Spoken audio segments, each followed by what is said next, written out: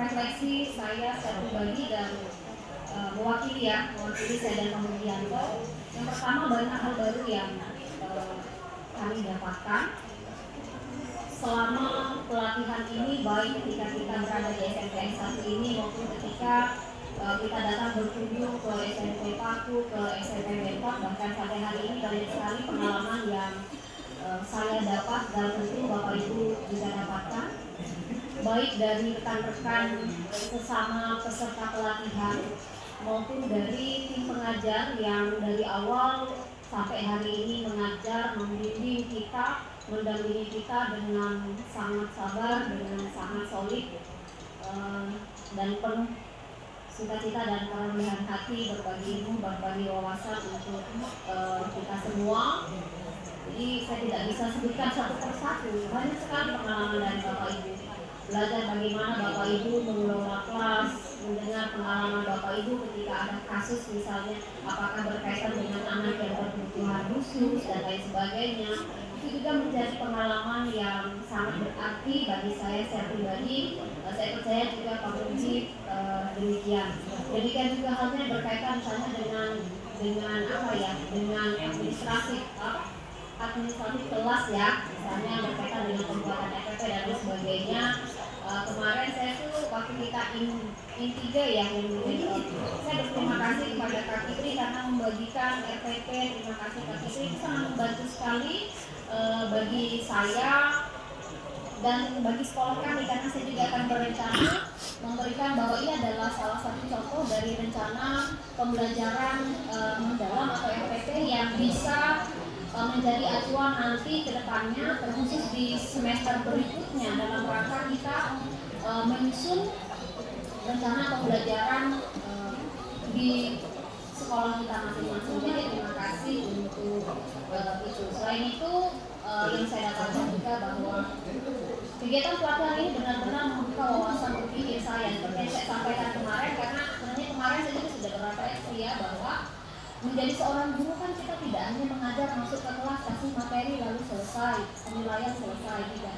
Tapi benar-benar bagaimana memfasilitasi. Saya tidak mengatakan itu karena saya sudah bisa, tidak. Tapi karena saya belajar dari Bapak Ibu, mendengar dari pengalaman apa yang Bapak Ibu kerjakan di sekolah masing-masing. Jadi bukan sesederhana itu, tapi benar-benar bagaimana memfasilitasi siswa di dalam belajar. Kemudian yang saya rasakan selama kegiatan kita ini, yang pertama saya mengerti bahwa saya antusias ketika pertama kali. Antusias itu kenapa ya? Dan semakin kesini saya antusias itu juga berubah menjadi perasaan syukur. Kenapa? Karena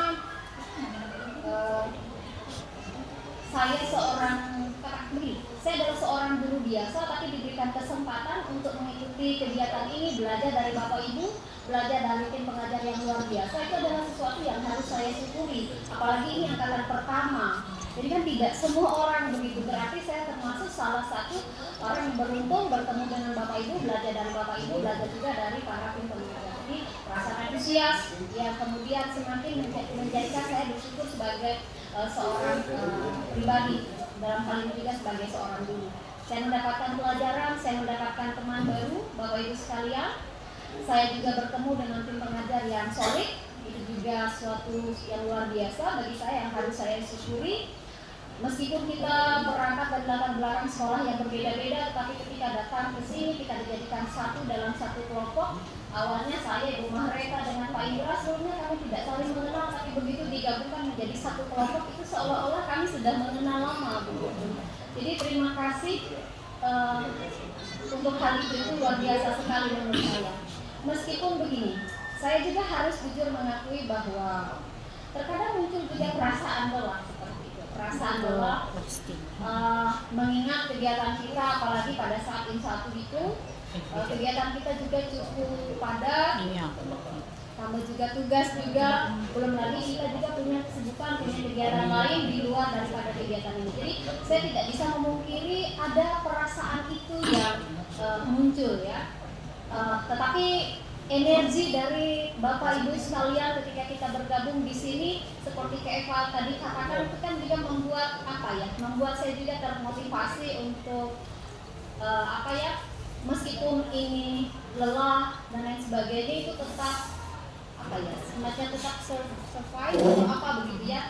Dan perasaan terbaik yang sering muncul, yang saya rasakan terutama selama kegiatan ini, saya juga harus mengakui adalah ketika bisa berdiskusi, menyelesaikan tugas kelompok, kita bisa presentasi, tugas bisa dikumpul. Itu perasaan terbaik saya jujur. Selain yang itu ya, jadi salah satu perasaan terbaik saya adalah bisa berdiskusi dengan rekan-rekan satu kelompok, kita bisa sharing bersama, bisa presentasi, kita bisa saling tukar pendapat, mengerjakan tugas. Itu juga merupakan perasaan terbaik yang saya rasakan. Jadi itu kalau berkaitan dengan perasaan. Kemudian pembelajaran yang saya dapatkan sama seperti Bapak Ibu, banyak sekali ya. Banyak sekali, dan seperti yang saya sampaikan sebelumnya bahwa untuk melakukan sebuah perubahan maka kita pun harus mau berubah sebagaimana ya seperti yang sudah disampaikan. Mari kita bekali diri kita, mari terus belajar dan lain sebagainya untuk memperkaya diri kita, supaya saya ingat salah satu kata kepala sekolah kami sebelumnya, Pak Sugiarno, karena kita ini adalah pelayan siswa. Jadi bagaimana kita memberikan pelayanan maksimal juga kepada siswa di sekolah kita dengan cara kita memaksimalkan apa yang bisa kita maksimalkan dalam rangka kita merancang sebuah pembelajaran.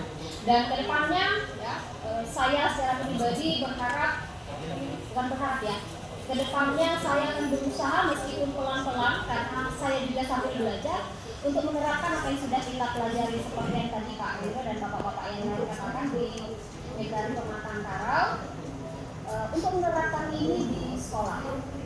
Misalnya dengan bagaimana dalam hal metode pembelajaran lebih variatif, ya, supaya siswa juga tidak merasa bosan, tidak merasa jemu, tetapi goals dari pembelajaran itu benar-benar bisa dicapai.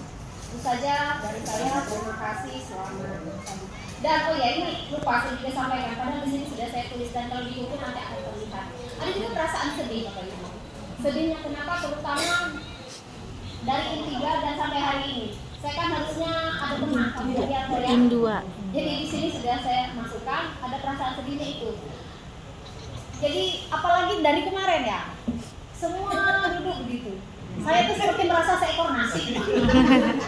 Seekor. Iya. Tapi bukan berarti karena Bapak Ibu guru mengabaikan saya, tidak. Tapi jujur saya merasa apa ya, karena Pak Nurdi juga beliau tidak bisa hadir ini kan bukan misalnya, mohon maaf, bukan karena ada kegiatan apa, tapi karena beliau kan musibah. Jadi mungkin lebih ke situ gitu. Mungkin akan beda perasaan saya kalau misalnya beliau ini tidak bisa hadir karena misalnya ada kegiatan, tapi ini karena beliau ini mendapat musibah. Jadi perasaan sedihnya di situ melihat teman-teman yang lain atau apa. Tapi saya tetap menguatkan diri saya kayak tidak apa-apa gitu. Saya juga sambil sebelumnya saya WA dengan Pak Mutia kami. Dan terima kasih juga Bapak Ibu guru.